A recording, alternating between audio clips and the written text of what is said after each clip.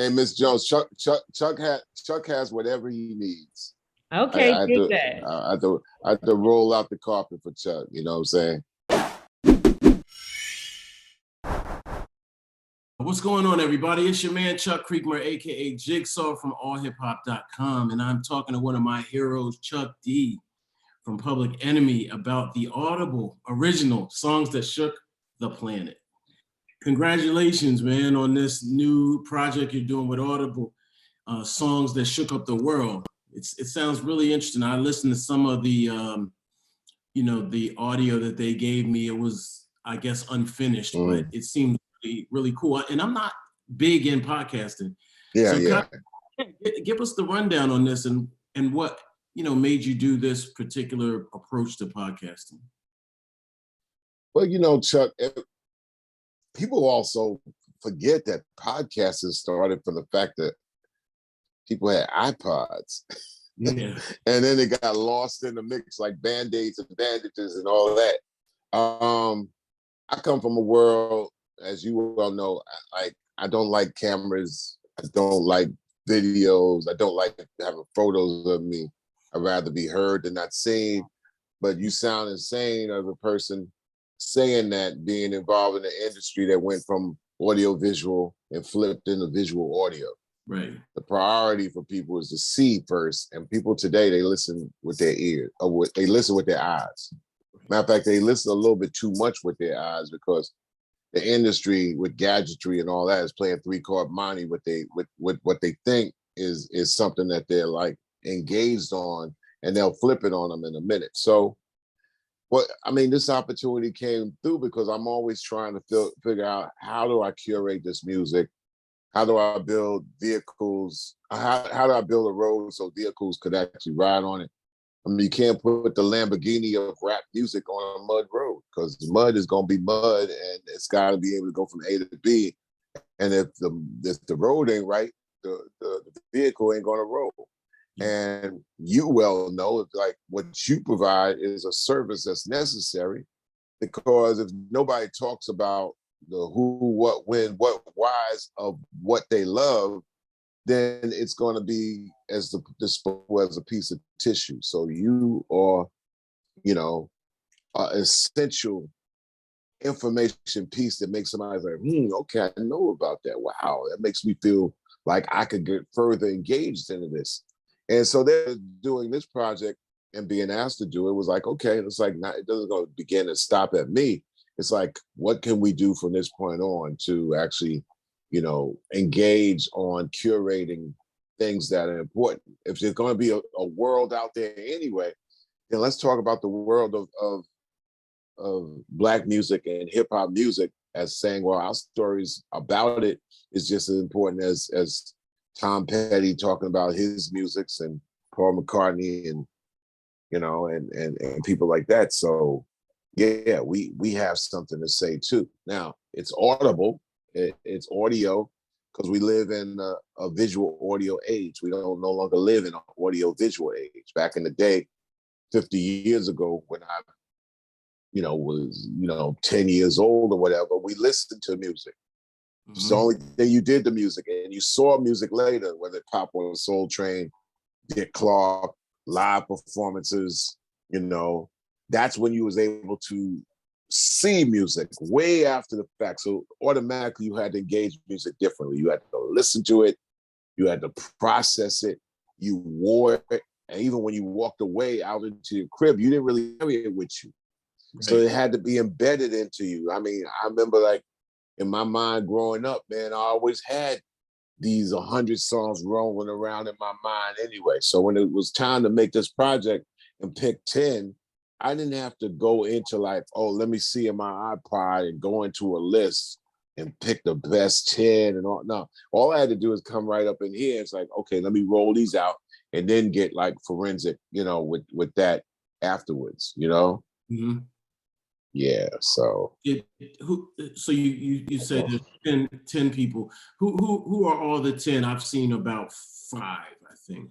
I see Curtis Mayfield, Billie Holiday, Marvin Gaye, Stevie Wonder, Too Short. Are you able to disclose that, or is that a secret? No, I don't have that list in front of me right now, but I'm pretty sure that it came from the top of my mind. I think Marvin Gaye is in there. Yeah. Um, I just don't have the list in front of me right now, Chuck. So yeah, I mean, every single one of them. That my advantages is that, you know, in the 61 years, I kind of like remember these stories as I lived them and I lived around them. And when these songs came out, this is what was happening at the same time. So yeah. Okay. Matter of fact, my sister just called, so that came at a particular time. I'm trying to figure out if anything's wrong. So Oh, you wow. need a minute? Oh, she said okay. She says everything is good. Okay. Oh. Okay. You know, I Too Short, he's included in the list. Yeah, yeah.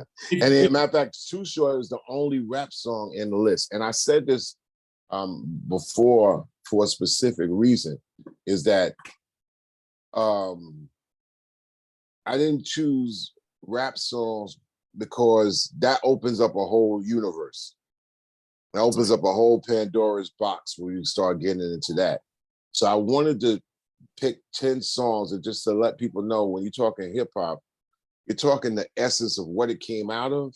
Mhm. You're talking about, you can't ignore the fact that this is Black music and not this term urban that came along, which basically I always thought was derogatory because that's along with collapsing Black music departments. It was basically defacing the term Black music with replacing it with urban, which means that you can still keep the Black faces. You can get the Black faces singing, rapping, and talking, and whatever, and performing, engaging. But you could take the accountability away by calling it urban. Yeah, definitely. Coming because before it was Black music, and Black music went out to everybody, it went out to white folks or whatever, and people across the world and all that. But it was Black music in a Black department with Black artists. So getting rid of that into urban meant what? As a business initiative, you can seriously take the accountability, responsibility of Blackness away, and you can have somebody else at the steering wheel basically saying, now, this is what we want that to be. And okay, that might be looking forensically into something um, from some scrutiny, but I'm just like saying that when I was growing up, it was clearly like this is Black music, and hip hop came out of that to create in its digging and its sensibility and its accountability factors to go back into that music and say, well, all right, we come up out of that. We know different. We the children of this realm of music. But I chose Too Short for a bridge reason. I said this is gonna be the one rap song, hip hop song, because y'all don't believe that synonymously we all use the techniques from that period into making a new narrative that at least had a salute respect in one way or another.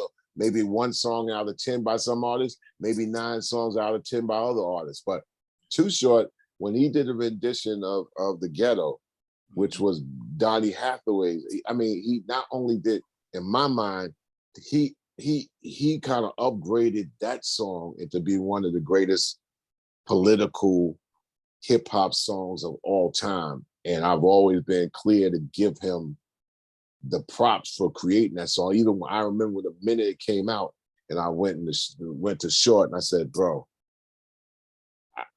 I'm so envious. I wish I ever could do something that good, you know."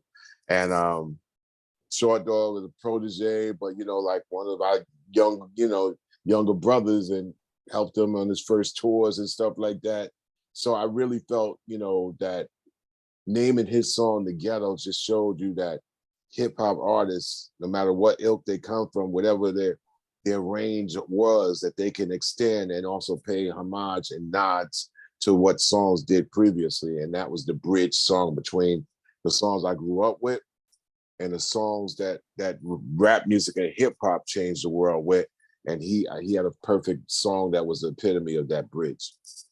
Do we still have songs that shake up the planet now?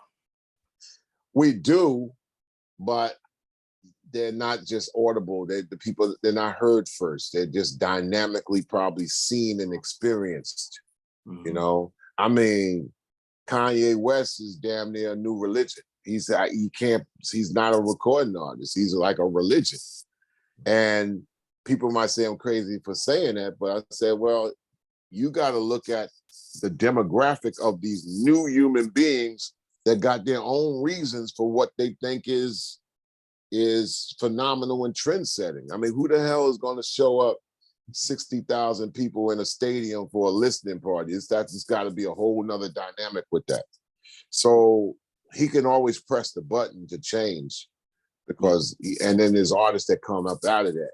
And there's artists out there that's making statements. Like, I don't think that the route of making statements and then dying early is a good road, because that comes from somewhere else.